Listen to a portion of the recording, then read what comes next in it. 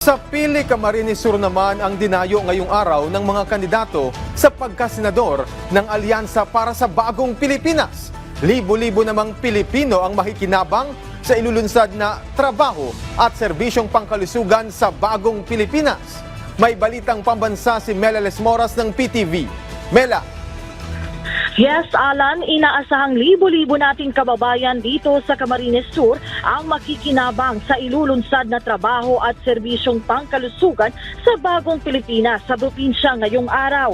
Pangungunahan mismo ni Pangulong Ferdinand R. Marcos Jr. ang aktibidad.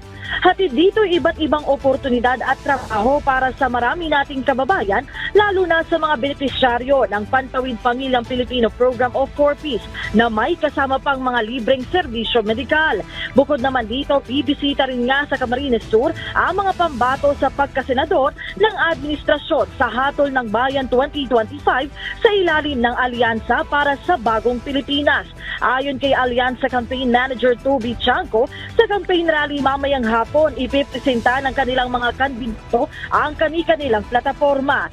Sa isang panayam sa PTV, sinabi ni Camarines Sur 2nd District Representative El Rey Villafuerte na ngayon pa lang nasasabik na ang mga Bicolano sa mga aktibidad at mga ilulunsad na programa ng administrasyon sa probinsya.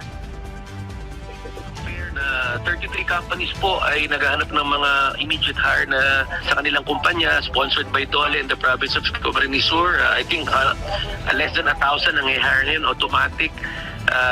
Tapos pangalawa, may pangkalusugan fair, a program of the Department of Health in partnership with the province of Camarines Sur. Maraming specialty na doktor, maraming magagamot ngayon. Then of course, yung calamity assistance, alam niyo naman, tinamaan kami ng bagyo last October. Hindi pa kami fully nakaka-recover. Malaking bagay para sa CAMSUR pagbisita ng Pangulo dahil grabing tulong ayuda sa makakarating sa aming probinsya. Alan, sa press conference naman ng Alyansa para sa Bagong Pilipinas, ilalatag ng mga kandidato ng administrasyon ang kanilang mga pahayag at kanilang mga stand sa iba't ibang isyu ngayon. Alan?